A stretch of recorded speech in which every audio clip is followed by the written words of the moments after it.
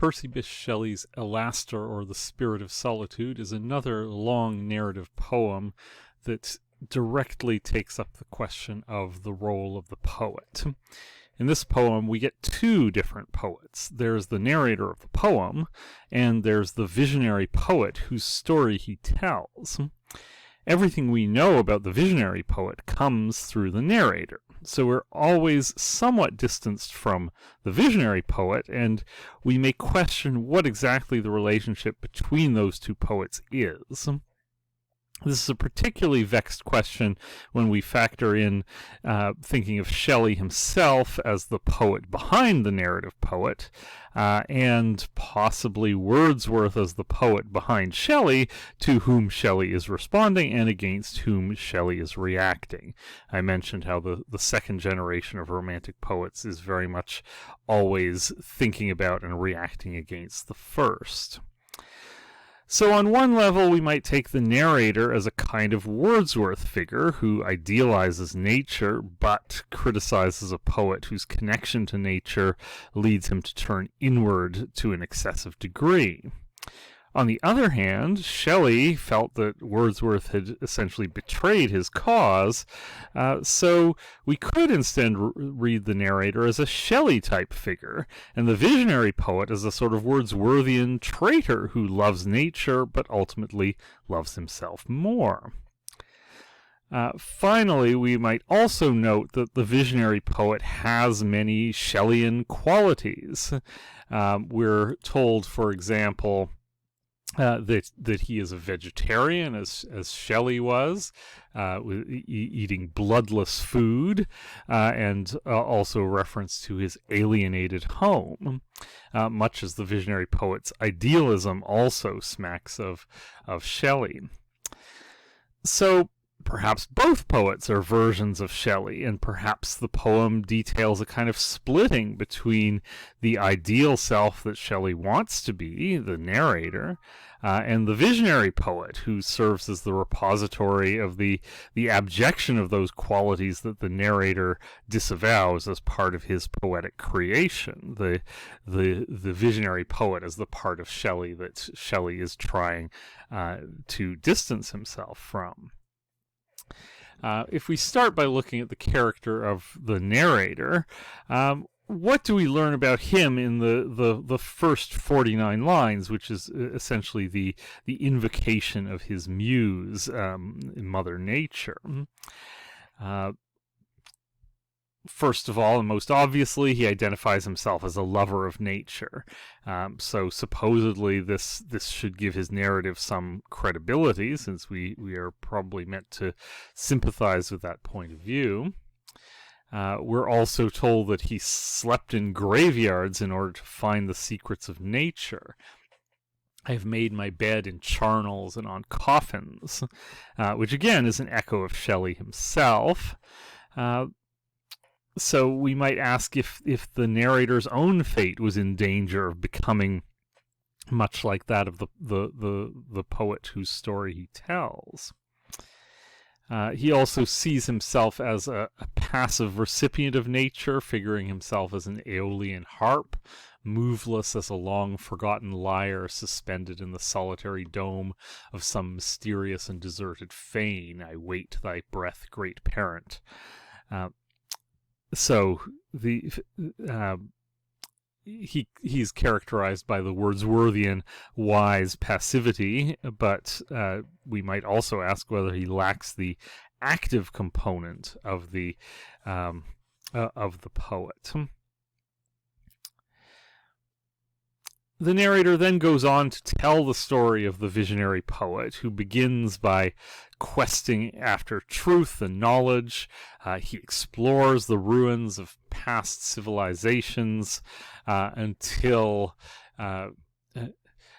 he saw the thrilling secrets of the birth of time.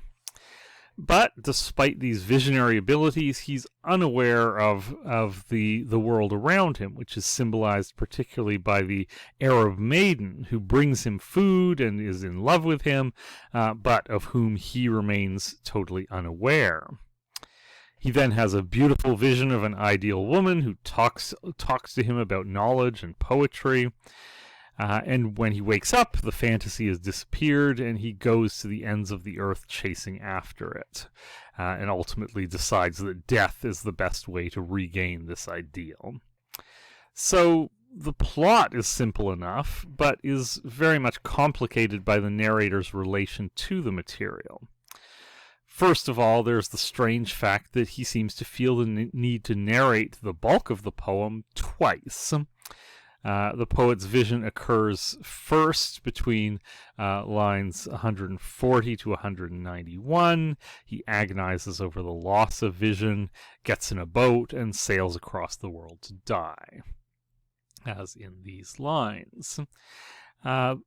He then has another vision starting on line 469, experiences the same letdown, apparently gets into the same boat and follows the winding of the stream, much as he has just done. So it's not entirely clear whether these events happen twice or whether they are simply narrated twice, as in these lines here.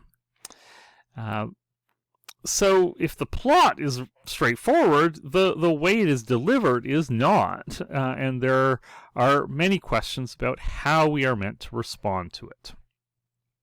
The narrator gives us one way to respond, which is simply to mourn for the loss of this great talent.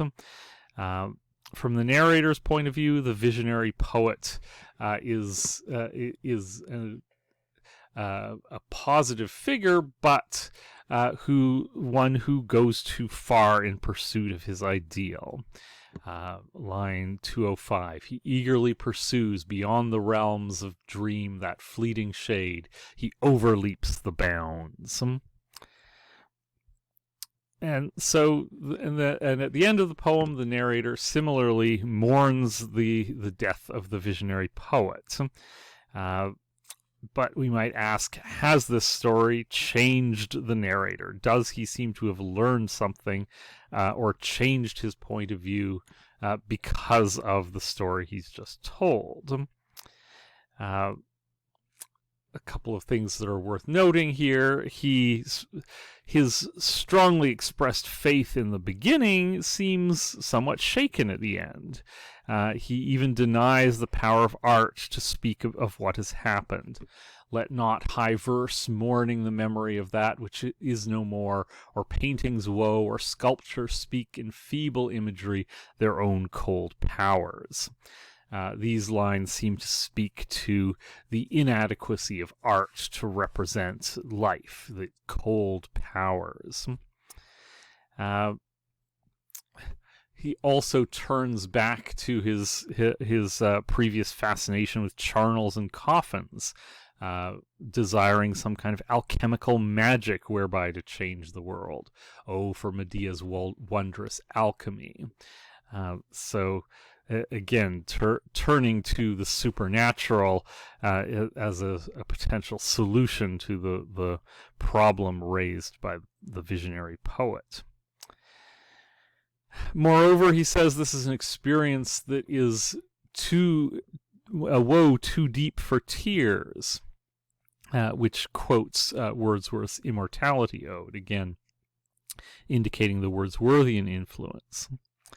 And this contrasts somewhat with his invocation of the benevolent Mother Nature at the beginning.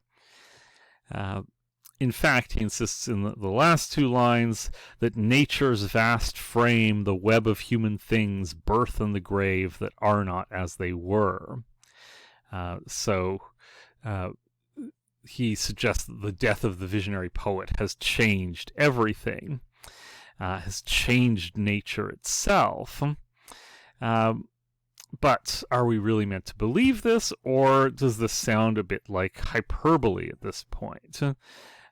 Moreover, the whole point seems to be that things are exactly the same as they were because the visionary poet remained aloof from the human race. His life has made no difference. So the narrator seems to be suggesting that nothing has changed, and yet everything has changed.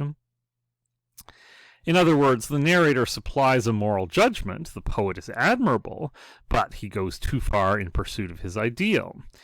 We must mourn because of what he could have given to the world.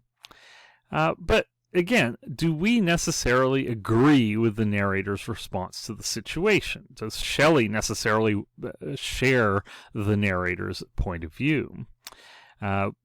We never actually get immediate access to the visionary poet's thoughts, but is there anything that suggests that his point of view might be different? Certainly, his behavior would seem to suggest that he would consider it worthwhile to trade his mundane reality for this fantasy that he's been chasing. So, in that respect, perhaps Shelley would diverge from the narrator's moral judgment. It's also problematic that there are many elements that link the two poets together.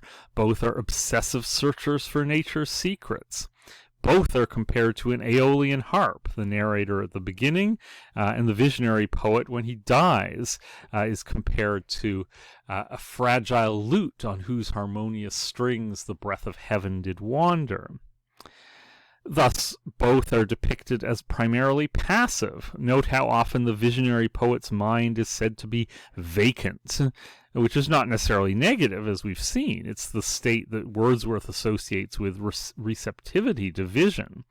But it does suggest a lack of activity that maybe we do expect the poet to have.